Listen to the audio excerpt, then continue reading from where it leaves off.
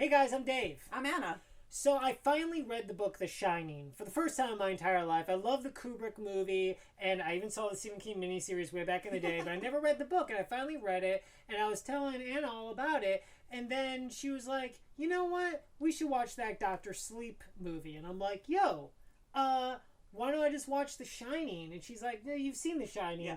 But some of the stuff you're telling me would be interesting and you to see Dr. Sleep. So I watched Dr. Sleep, and I'm going to tell you what I thought about Dr. Sleep from the point of view of someone who just read The Shining. Yeah. I mean, so many of us have already seen, the movie, seen the Kubrick movie, and there really is a difference between the movie and the book. There are certain things that never happened in the movie that did happen in the book, and, certain things that they sort of did in Dr. Sleep that referenced or, changed that stuff a little bit. Exactly. So first off, big spoiler alert, if you're planning on reading The Shining and don't want to be spoiled any events in The Shining, then maybe not watch this right now. Also, same thing with Dr. Sleep, the movie. So I have to say, and maybe we'll deal with this in another video or not, but there were a lot of differences in the Kubrick movie The Shining to the book The Shining. Some I understood and was totally with. Others I felt were kind of unfortunate that they had changed. Yeah. One of the big things that they had altered from the book to the movie is just how much of a character Danny is in general. Mm-hmm. I mean, in the movie, he's this little boy. We know he's got some kind of power,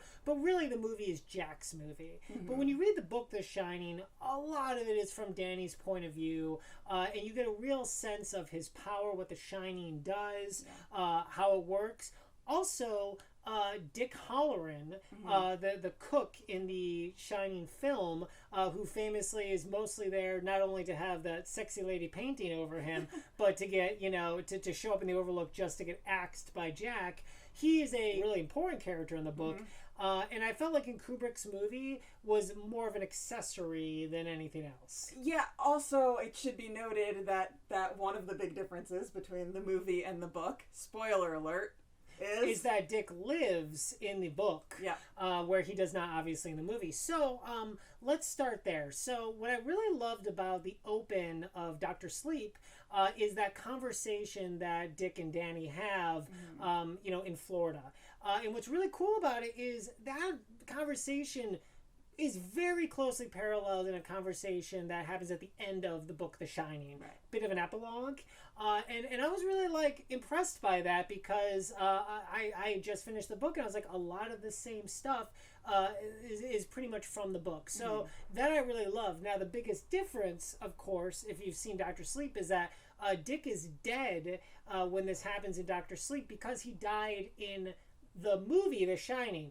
And that's what is really interesting about and what we're going to go into is that because this movie is a sequel to Stanley Kubrick's The Shining, yet also based on the book Dr. Sleep, there's going to be some differences between the book and the movie purely based on people being familiar with Stanley Kubrick's movie. Yeah, reading some information about Dr. Sleep, one of the things that they tried to do was satisfy both the fans of Stanley Kubrick's movie, but also fans of the book The Shining. They wanted to really sort of bring those two fan bases together and give them something that felt like a good sequel to both. Yeah, and I think they did a really good job of that. One of the other things I really loved was seeing the old lady from room 217 in the book, the 237 in the movie, seeing her, they recreate her a bunch. I really liked how they did that for this movie. As much as I like it in the Kubrick version, I like the way that they showcased her in this movie almost a little more than the way Kubrick did in the movie The Shining. She is supposed to look like a sexy woman, and then there's the turn where she's this horrifying older woman. But when you see her in the first time in the book The Shining, it's just like this movie Dr. Sleep, where she's this freaky thing coming out of a tub, attacking Danny. And so I feel like the way they portrayed her in Dr. Sleep is closer for the way the book The Shining she was portrayed. So we don't have to get too much specifics into Dr. Sleep as compared to the book Dr. Sleep, which I have not read. I think one of the things that I really liked about the movie Dr. Sleep compared to reading the book The Shining is in the book The Shining they make it very clear that there are many people out there that shine.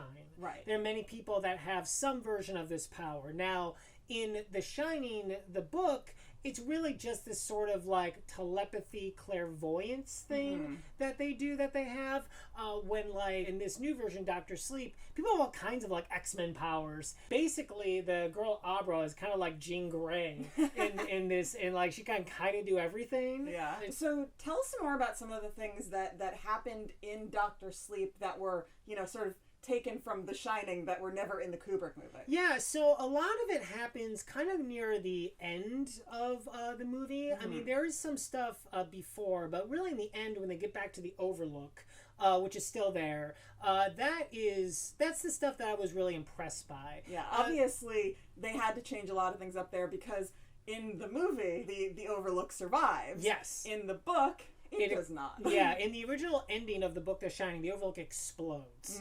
And so it catches on fire and it's gone. So when they get to the Overlook in Dr. Sleep, one of the first things that Dan does is he goes and he turns on the boiler, which is like a big part of sort of the suspense of the book The Shining is the boiler, because it like keeps on ticking up and getting hotter and hotter. It creeps.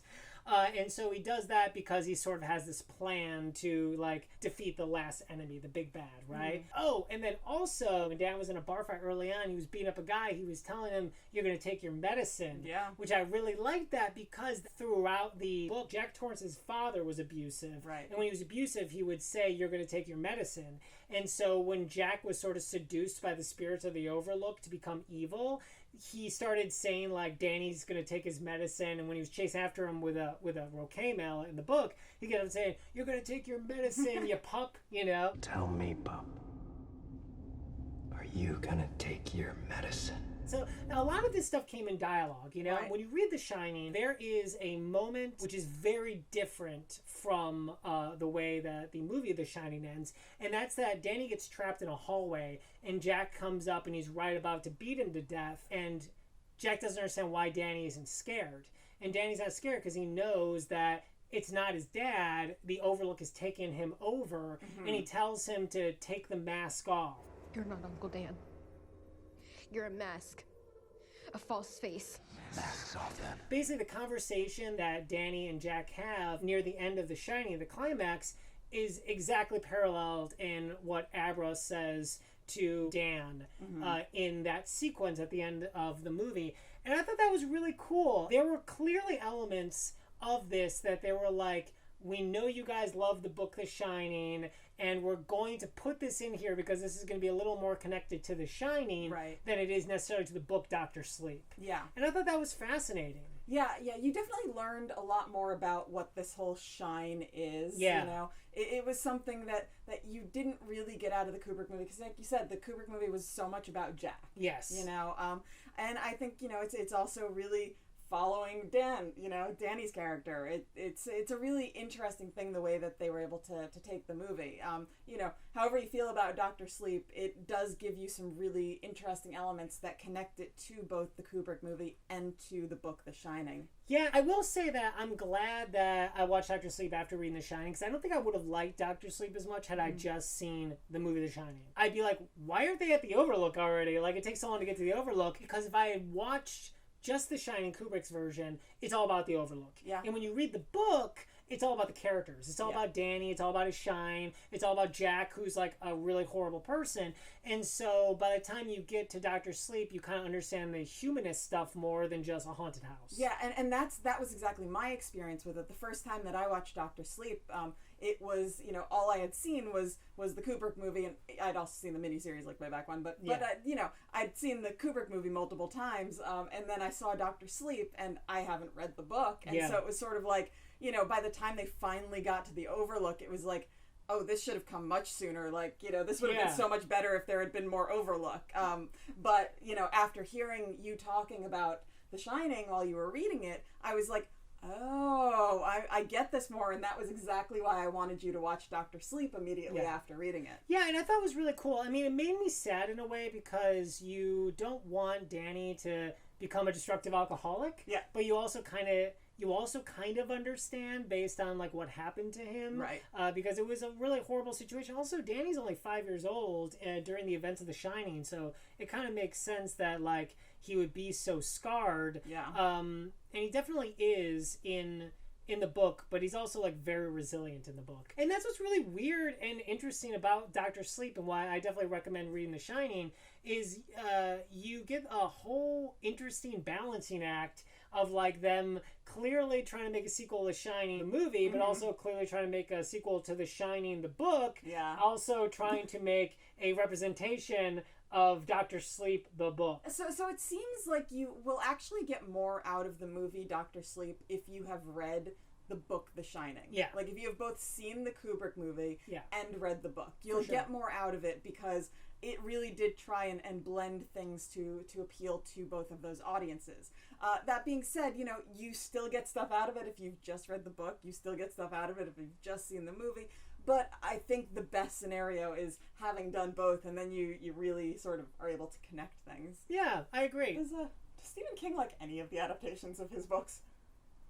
I think so. I just think that, like, Kubrick fundamentally changed the entire point of The Shining. That's true. In the movie The Shining. That's true. And I also think at that point he was probably the most proud of The Shining. Yeah. And I also think that, like, Kubrick was such a giant colossal that, like, it overshadowed him, and he couldn't complain about it either. Yeah. But, like, Stanley Kubrick was world famous before true. Stephen King had ever written a book. That's true. So I feel like he just felt powerless in this situation of something that's a great piece of writing. I mean, The Shining is really well written. Yeah. I think it's more like that. Yeah. I mean, the movie is beautiful. It's great. But it is a different thing. Yeah, it is. And it's tough, too, because I can't say that the book The Shining is better than the movie, but I also can't say the movie is better than the book. Yeah, they're just two different creatures. So different. Yeah. All right, cool. Peace.